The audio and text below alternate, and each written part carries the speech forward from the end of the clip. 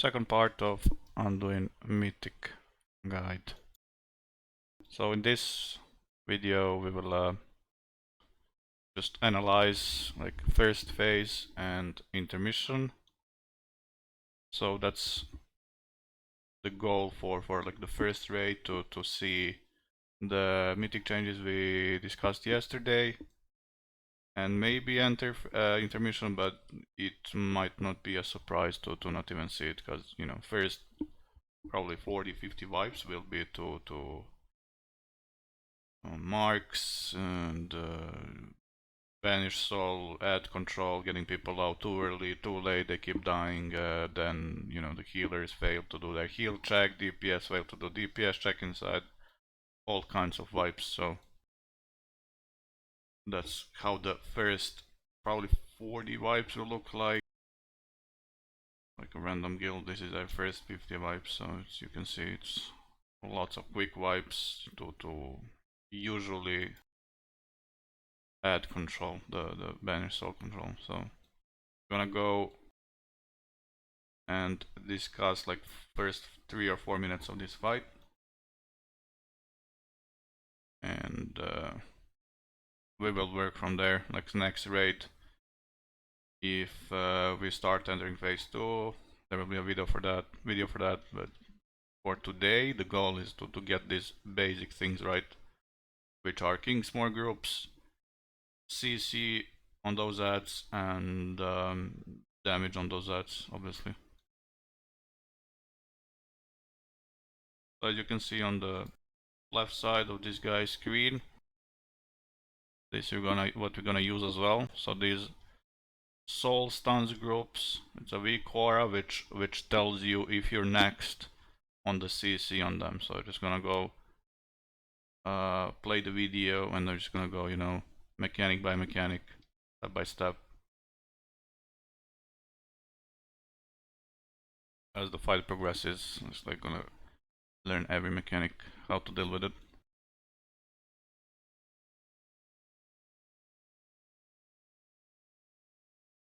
The first thing which happens in the fight is the barrier, and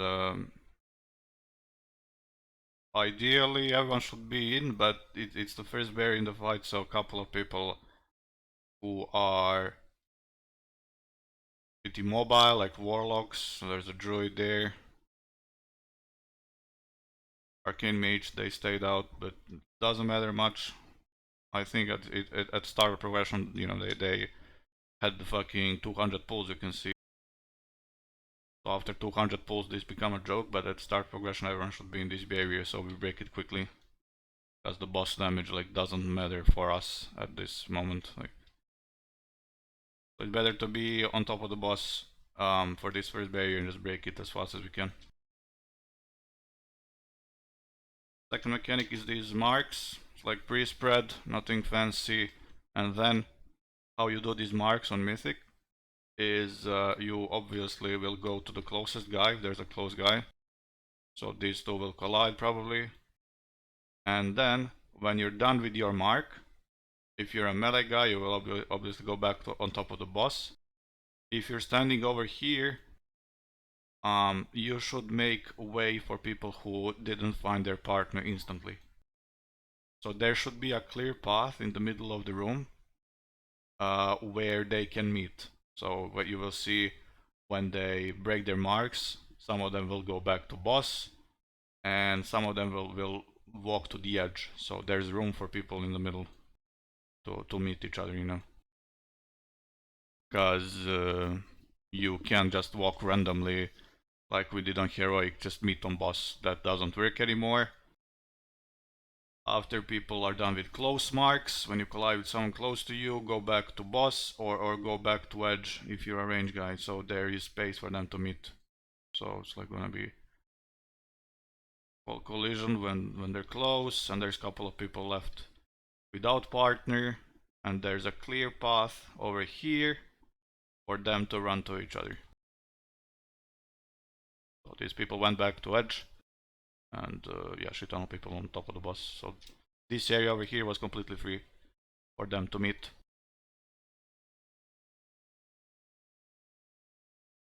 First Kingsman group assigned. It's gonna be like a one DK in each group, gripping the ads. And they sent 7 people, which is like 4 DPS, 2 healers and 1 tank. And in both groups, I didn't mention this yesterday, but both groups need to do everything inside now. Because if you do everything in one group, that's 50 boss energy, and you need another 50. So both groups need to do the all ads, and every ad need to be healed. So first Kingsman group, 7 people went in, and you have these ads over here for the group which stays upstairs.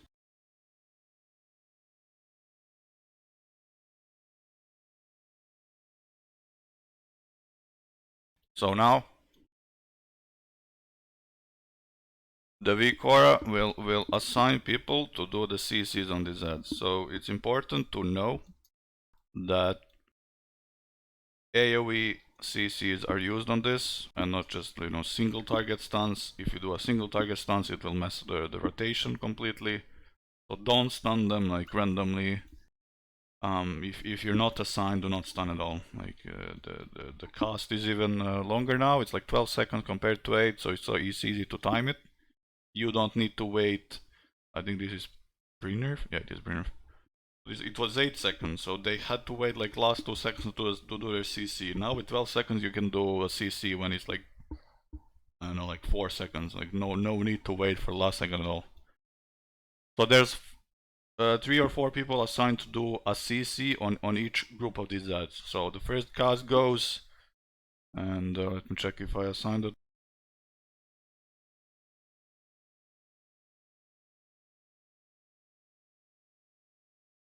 I didn't yet, but it's gonna be 4 people who are staying upstairs at that time. So it's like a different rotational people. So let's say Warlock is the first interrupt. So he will wait, look at the cast, and when it's 5 seconds or something, he will cast Shadow Fury and stun the ads. And it will interrupt the cast. So for them it was Warlock as well. You can see Shadow Fury icon. Then another guy will be assigned to do a CC. Let's say it's Holy Paladin, I don't know, for example, doesn't matter, just naming examples, like all AoE stuns, all AoE CCs like Disorient works, Roar works, and stuff like that. You just don't want to single CC, single stuns.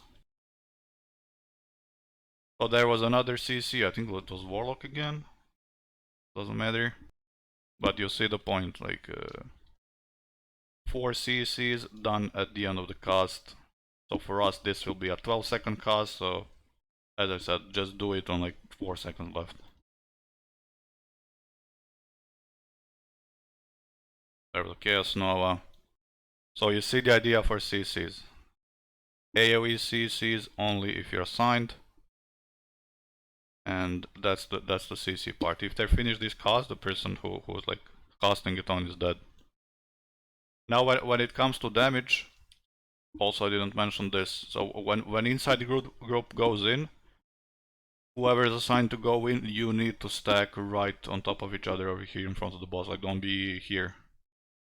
And no, don't be here, because those ads will be out of the melee of the cleave AoE, and it's just gonna be a fiesta. So tight stack in front of the boss on tank, kinda, like just be on tank. So for damage control, also really important to know that you shouldn't be using single target damage abilities on these ads, because then it will have a situation where one is 30%, the other one is 70%. It's like just a fiesta for no reason. Only use AoE abilities which do like the same damage to every target over there. So you can see from here kinda who's top damage on them. So it's like the survival hunter doing the bombs, spinning crane kick, fell rush simulation or implosion.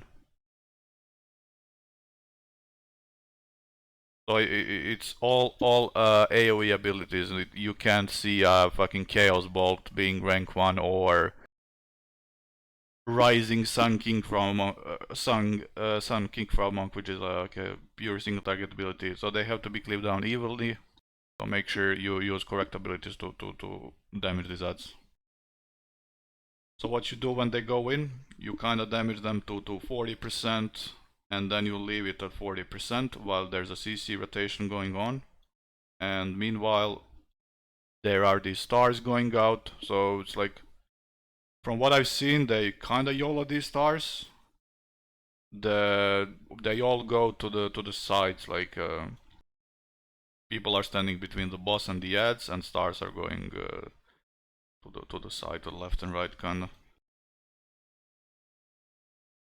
So you can stack on people. You can stack on each other when you're doing the stars, and they kind of go to same space, same spot. But you can also just spread out and do them, like, I don't know what will be the best for us. We'll see. So when it's like so we left them on, I don't know, I think they should be around 40-ish% here, and we just stop on like 40-ish%, and then when it's like time left for the inside group, or when it's, I don't know, 10 to 12 seconds, they start at 12, whatever. When it's around that, we should be just going there, bringing the boss on top of those ads and just blasting it again, evenly, with AoE abilities which do the same damage to every target. And they should be freed when it's, let's say, 4 to 5 seconds left, because waiting for last second, it's risky, and then one pull you can do it, then the other pull you're late. So just do it safe around 5 seconds, which is enough time for them to do the inside thing, and it's just safe to break them, like, with no risks.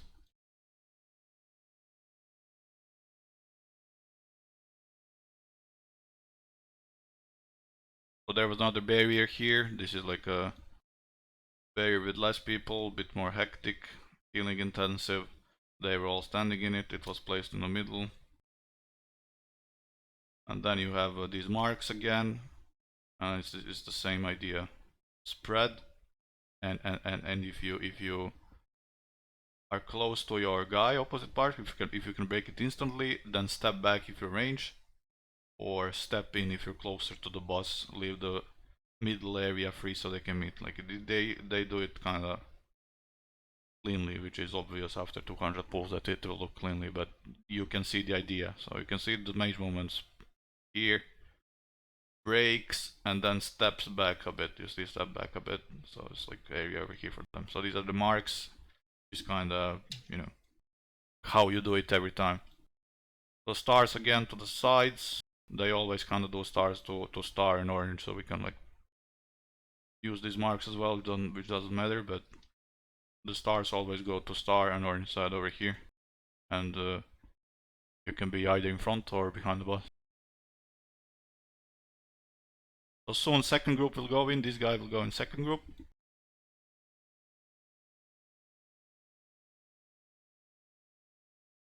So you saw what I said, yes, last time when they went in, tight stack on tank, so the ads are stacked. So this time they went with 9 people. This also depends on the raid group. It doesn't have to be like 7 first, 9 in second exactly. You kind of do it. You kind of work with what you have. So we might need 10 people or 11 people, and that's completely fine. As first group is kind of, you know, you bring your best AoE burst classes, and then just you have a blood DK, grip them all, and just kill them in few seconds, and it's just a quicker group, I would say. And then the second group will have more people,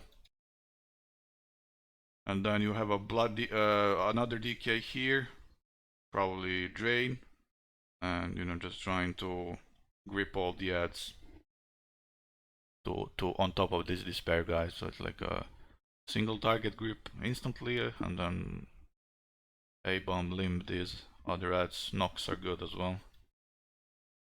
And then inside groups, like you know, there isn't a new mechanic on mythic when it comes to inside group. You just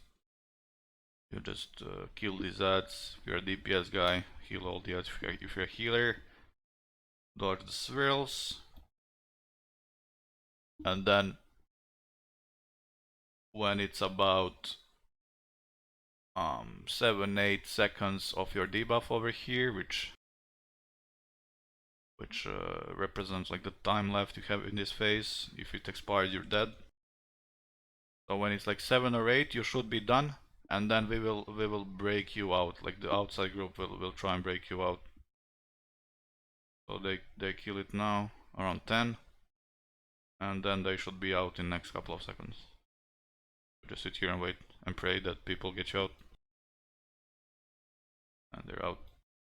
So this is like the first 2 Kingsmore groups, and after this it's intermission. So we can check the intermission as well and just end the video. This part of the guide right here.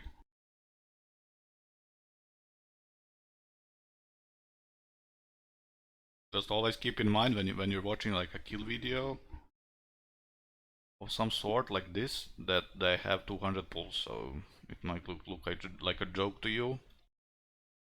Just see the idea, how to execute mechanics, how to deal with every mechanic, and work from there. So it's never as easy as it looks. So the intermission phase, Bloodlust is used there, and as I said yesterday, in this phase there are walls, and there are 2 monstrous souls to beat. So yeah, it's pretty tight on damage, and on top of that you need to dodge these walls, but there isn't a fancy way of dealing with this phase. You just, you know, fucking do it kinda the same way as heroic second intermission. It's just +1 more. Oh, this is the wall spawn on them group. They didn't die somehow. Interesting. So it's like another monster soul coming soon. Army of the Dead and monster soul spawns. And just fucking cleave Fiesta and then switch on the monster soul.